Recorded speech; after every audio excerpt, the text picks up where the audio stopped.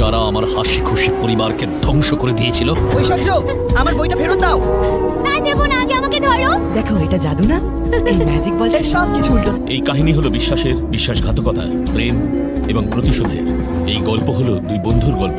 সেই দুই বন্ধু মিলে শুরু করলো একটা ছোট ব্যবসা। তারপর ইচ্ছে এবং পরিশ্রমের সাহায্যে তাকে বিজনেস এম্পায়ারে পরিণত করলো ফ্রিডো ফার্মা গ্রুপ।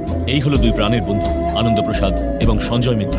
একসাথে লেখাপড়া এবং একসাথে আমেরিকা যাওয়া। দুজনকে বলা যায় একেবারে হরিহর আবতার।